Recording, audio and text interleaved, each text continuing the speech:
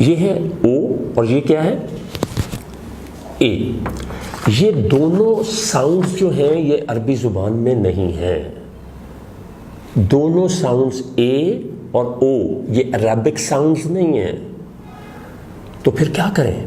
ہم اپنا 90% قرآن انہی ساؤنڈز کے ساتھ پڑھتے ہیں. کیا کریں؟ اے کو ای میں کنورٹ کر دیں اور او کو یو میں کر دیں. دیکھیں ہم جب تعوذ پڑھتے ہیں تو غلطی کیا کرتے ہیں؟ اعوذ باللہ یا اعوذو باللہ. تو جیسے ہی ہم او کہتے ہیں تو او کی ساؤنڈ تو نہیں ہے. پھر کیا کریں؟ اعوذو او یعنی یو میں بدل دیں. اسی طرح ہم اس کو کیسے پڑھتے ہیں؟ للہ ناٹ للہ ہی. جہاں جہاں اے کی ساؤنڈ ہے اس کو ای میں کنورٹ کرنا شروع کر دیں اور جہاں او ہے اس کو یو میں بدل دیں. الحمدو کسی کو بھی دیکھیں پاکستانی برصغیر میں الحمدو پڑھتے ہیں، دو نہیں ہے. اٹ از الحمدو الحمدو. اور یہ للہ ہے نہیں للہ ہی. مالک نو مالکی. لیں جی دس واز دا ایسنس. اب ایک سوال اٹھے گا کہ یہ باقیوں کو نہیں پتا. کوئی ضرورت نہیں اس میں پریشان ہونے کی. آپ کسی ایک عربی استاد کو جو عرب میں نسلاً عربی ہو، عربی زبان جانتا ہو، عرب میں پیدا ہوا ہو، میں اس کی بات کر رہا ہوں، اس کو آپ بولتے دیکھیں، اس کو پڑھتے دیکھیں تو وہ اعوذو کہے گا، زو نہیں کہے گا. الحمدو کہے گا، الحمدو نہیں کہے گا. یہ تھا جی اس کا خلاصہ. اب میں آتا ہوں تجوید کی طرف. یہ بھی ایک بڑی دلچسپ بات. تجویز کے لیے اساتذہ جب تجوید کراتے ہیں تو بہت وقت خرچ ہوتا. اب یا تو آپ اتنے سال اور اتنا وقت خرچ کریں یا پھر جو میں چند حروف آپ کو لکھ کے دیتا ہوں یہ تجوید کی بنیاد ہیں. یہ آپ کو تجوید کی باریکیوں میں سے چند بنیادی باتیں ایسی دے دیں گے کہ جس سے آپ کا قرآن جو آپ پڑھتے ہیں درست نہیں بہت درست ہو جائے گا بہت سے ان لوگوں سے جو مدتوں سے پڑھ رہے ہیں. تو وہ چند حروف کون سے ہیں؟ ناظرین اکرام، یہ میرے ہاتھ میں پکڑا ہوا کاغذ ہے، یہ کل تجوید کا خلاصہ ہے. دیکھیں پراپر چیز تو پراپر ہی ہوتی ہے نا، اس کے لیے آپ کو وقت چاہیے. اساتذہ کے پاس یا تو اتنا وقت ارینج کریں اور اساتذہ کے پاس جائیں یا پھر میرا یہ بتایا ہوا انسٹنٹ نسخہ. یہ لکھا ہے، یہ ہم جس کو الف کہتے ہیں اور اس کو عین کہتے ہیں یہ اردو میں ہے. جب ہم اس کو عربی میں ادا کریں گے تو یہ ہے آ. بہت غور سے سنیے گا آ. اور یہ ہے قا. آ قا. حلق میں تھوڑی سی رکاوٹ کے ساتھ. سب سے زیادہ یہ ساؤنڈ ہے جس میں ہم سے غلطی ہوتی ہے. پھر یہ ہے، یہ میرے چہرے میں دانتوں کی طرف دیکھیے گا. میں عام روایتی اساتذہ سے ہٹ کے اپنا چہرہ بناؤں گا اور تھوڑا سا اسٹریس ورڈز پر زیادہ دوں گا. ایکچولی آپ نے اتنا نہیں کرنا، just to understand for clarity. تا اور یہ تو. ہونٹوں کو گول کیجئے، دانتوں کو اوپر رکھ کے تو آواز ہوا کو دھکیلیں گے تو یہ بالکل صحیح. تا تو. یہ ساؤنڈ مجھے سیکھنے میں سب سے زیادہ ٹائم لگا تھا. فا فا. اور یہ سا. اس کو نرم رکھنا ہے اور یہ سیٹی کی آواز کے بغیر ادا نہیں ہوگا. سا. اور یہ سو. آپ میں سے جن کو پنجابی آتی ہے سوا نہیں کہتے ہم راکھ کو، تو وہ ساؤنڈ ہے سو. ذا ذا. جیسے ہم کہتے ہیں نا ذرا ذرا ذرا ذرا، بہت نرمی اس میں. اور یہ ذا، جیسے ہم کہتے ہیں نا زن سے کوئی چیز چلی گئی. اور یہ زو، جس طرح آپ نے یہ تو کہا تھا نا یہ زو. اور یہ تھوڑی سی ساؤنڈ چینج ہوگی زو.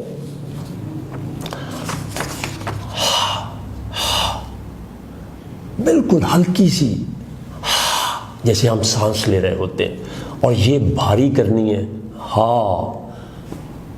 بڑا دلچسپ واقعہ، ایک دفعہ مجھے یہ کلیئرٹی نہیں ہو رہی تھی تو استاد صاحب کہنے لگے کہ اوے یار او ہا جڑی پی جاندی ہے ہاں، یہ کا قو کا قو.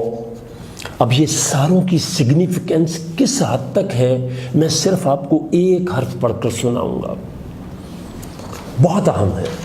آپ کی آنکھیں کھل جائیں گی, دل ہل جائیں گے کہ ذرا سی محنت سے آپ کتنے بڑی غلطی سے چھوٹ جائیں گے, بچ جائیں گے. بہت دھیان سے برائے کرم سنیے گا, کیونکہ میں نے آپ کو کہا ہے کہ آپ کی آنکھیں کھل جائیں گی اور دل دہل جائیں گے.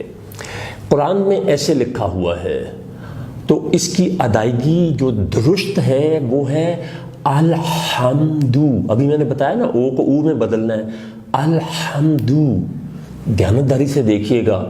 استغفر اللہ, میں چونکہ میننگز جانتا ہوں اس لیے ڈر کے بولنے لگا ہوں صرف سمجھانے کے لیے. جب ہم یہ کہتے ہیں نا الحمدو, ہم کہتے ہیں سنا یار کی حال ہے, او یار شکر الحمدللہ, بڑا اللہ کا کرم ہے. سنیے, یہ جو چیزیں میں نے آپ کے سامنے عرض کی ہیں اس کو کتنے منٹ لگے ہیں, خدا کے لیے ان کو درست کر لیں. اب میننگ کا فرق سنیے. الحمد, اس کا مطلب تو ہوتا ہے تمام تعریفیں اللہ کے لیے ہیں, اور اس کا مطلب پتہ ہے, اس کا مطلب ہوتا ہے تمام تباہیاں اللہ کے لیے ہیں, تمام ہلاکتیں اللہ کے لیے ہیں. اس کا مطلب دھواں ہوتا ہے, اس کا مطلب ڈھول ہوتا ہے, اور بہت سارے برے میننگز ہوتے ہیں. اسی طرح یہ تمام کے تمام حروف اگر آپ درست کر لیں گے تو اس کو دوبارہ سنیں گے تو انشاءاللہ آپ کی بہت ساری چیزیں ٹھیک ہو جائیں گی. آپ صلی اللہ علیہ وسلم کے بارے میں ایک چیز کہی جاتی ہے کہ آپ امی تھے. ہم بدقسمتی سے چونکہ عربی نہیں جانتے نا, اس لیے ہم چیزوں کو صحیح طرح سے انڈرسٹینڈ نہیں کرتے ہیں. ایک چھوٹا سا واقعہ بتاتا ہوں, it is food for thought. جیسے ہی وحی کا نزول ہوتا کسی بھی صورت میں, آپ کی دلچسپی کے لیے بتاؤں, نزول وحی کی جتنی بھی جہتیں دنیا میں موجود تھیں, اللہ جل شانہ نے جس شکل میں کسی بھی نبی پر وحی بھیجی وہ تمام کی تمام اکٹھی کر کے رحمت للعالمین پر آپ نے وہ اللہ نے جمع کر دیں. جیسے ہی بھی وحی آتی آپ صحابہ کرام کو طلب فرماتے اور ان کو سناتے, وہ اس کو لکھتے. یہاں تک تو شاید آپ نے بات سنی ہو, آپ صلی اللہ علیہ وسلم وہ وحی ان کے ہاتھ سے لے کے دیکھتے. یہ بہت دھیان سے بات سنیے گا. آپ صلی اللہ علیہ وسلم دیکھتے, ملاحظہ فرماتے, پھر اس کو اپروو کرتے. اس میں ایک سنت کے حوالے سے, یہ وہ سنت ہے جو ہمیں پتہ ہی نہیں ہے. سین عربوں کے ہاں ایسے لکھا جاتا تھا, ہم بھی ایسے لکھتے ہیں. آپ صلی اللہ علیہ وسلم نے جب وحی پر یہ سین سے متعلق لفظ حرف آیا تو آپ نے قلم لے کے اپنے دست مبارک سے یہ شوشے یا دندانے بنائے. اس لیے آپ جب بھی کوئی قرآن پاک دیکھیں گے, خطاطی کی میں بات نہیں کر رہا, جب بھی کوئی قرآن پاک دیکھیں گے تو اس میں آپ کو سین یوں لکھا ہوا ملے گا. اس کے علاوہ میرے پاس بہت ساری دلچسپ باتیں حقائق قرآن کے بارے میں بتانے کو ہیں, وہ شاید اس وقت نہیں ہے. ایک بڑی اہم بات یاد آئی ہے, وہ اس کا براہ راست اس سے کوئی تعلق نہیں ہے, لیکن بطور مسلمان بہت بڑی بات آپ سے عرض کرنے لگا ہوں. میں ایک دفعہ ایک پادری صاحب کے ساتھ مناظرہ تو نہیں ہو رہا تھا, وی ور ان ڈسکشن, لیکن وہ ڈسکشن تھوڑی سنجیدہ ہو گئی.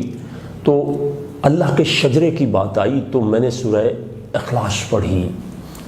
تو اس نے کہا جی کہ آپ نے اپنا تعارف کرایا کہ آپ قرآن کے کسی ادارے کے چیئرمین ہیں, تو معاف کیجئے گا آپ کو گرامر تو سرے سے نہیں آتی. اس پادری کی عمر زیادہ سے زیادہ 35 سال ہوگی. اس نے کہا گرامر تو آپ کو سرے سے نہیں آتی, اور آپ نے یہ جو سورہ اخلاص پڑھی ہے اس میں 3 غلطیاں کی ہیں. And he mention them. اس چیز نے مجھے ہلا دیا. اور اس کے کچھ عرصہ بعد قدرت نے یہ احسان کیا کہ میرے خلیق دوست عارف خان صاحب, انہوں نے مجھے چودھری نواز صاحب سے ملا دیا اور میری دنیا روشن ہو گئی, اور آج میں یہ آپ تک پہنچا رہا ہوں. تو یہ قرآن کو لہجہ نبوی میں کرنے کے لیے آپ نے 7 آوازوں کو چھوڑ کر 5 آوازوں میں آنا ہے. وہ 7 میں 2 جو فالتو آوازیں ہیں وہ میں نے آپ کو مینشن کر دی ہیں. اب چند باتیں قرآن کو سمجھنے کے متعلق سمجھ لیجیے. قرآن جو ہے اس کی ادائیگی میں اگر ہم یہ جو میں نے آپ کو اے اور او اور چند حروف بتائے ہیں اگر اس کی نہیں کیئر کرتے تو میننگ کیسے بدل جاتے ہیں، ایک میں نے وہ بھی آپ کو کہی۔ آخر میں آپ کو ایک گفٹ دینا چاہتا ہوں، وہ پتہ کیا ہے؟ The easiest path to understand the holy Quran in 1 hour. 1 گھنٹے میں قرآن پڑھنے کا نسخہ سیکھ لیں۔ وہ کیا ہے؟ Through terminology. قرآن عربی زبان نہ میں نے بنائی ہے نہ آپ نے بنائی ہے، تو جس زبان میں کوئی کتاب لکھی جاتی ہے نا، اس میں کوئی لفظ سمجھ نہ آئے تو وہ اس کتاب میں دیکھنا چاہیے۔ لفظ صبر جو ہے اردو اور فارسی میں ہم اس کے معنی بے بسی کے لیتے ہیں، جبکہ عربی زبان میں صبر سے مراد ہوتا ہے رک جانا یا روک لینا۔ although you have authority to do something but you don't، آپ رک جاتے ہیں، یہ صبر ہے۔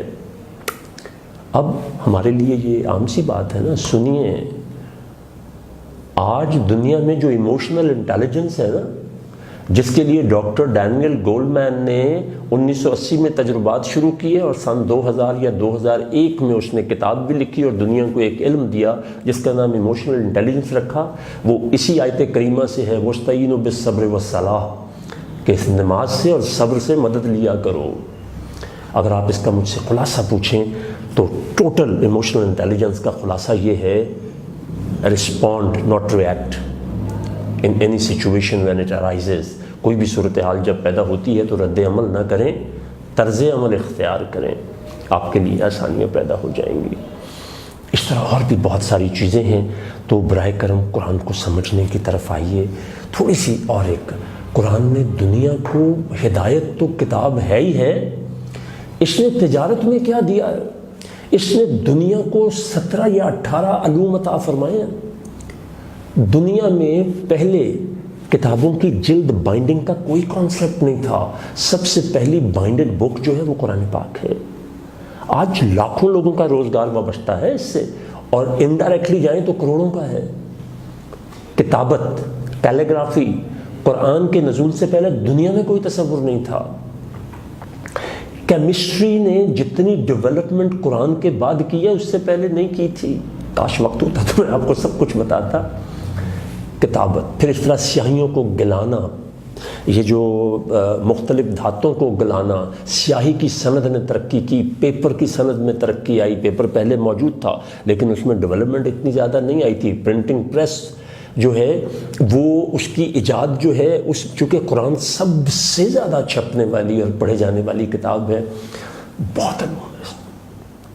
اللہ تبارک تعالیٰ سے دعا کرتا ہوں کہ اللہ تبارک تعالیٰ نے اس عظیم دین میں پیدا فرمایا اور اتنی عظیم کتاب عطا فرمائی، اتنی عظیم کتاب عطا فرمائی، اللہ پاک ہمیں توفیق بھی دے کہ ہم اس کو اچھے طریقے سے پڑھنا سیکھیں، کیونکہ اگر ہم درست نہیں پڑھتے تو پھر میں نے آپ کو ایک میننگز کا فرق بتا دیا کیا آتا ہے، بالکل کنفیوز نہ ہو، it is the easiest one. اور جب آپ نیت اور ارادے سے اٹھیں گے تو اللہ آپ کے لیے بڑی آسانیاں پیدا کرے گا۔ میں نے یہ ساری چیزیں اب سیکھی ہیں، اور اب انشاءاللہ دوسری خوشخبری یہ کہ اس سال میں نے رمضان میں جو تجربہ کیا انتہائی کامیاب تھا، وہ تھا کوئی 20 یا 22 گھنٹے میں 20 سے 22 گھنٹے میں لوگوں نے قرآن پڑھنا سیکھ لیا۔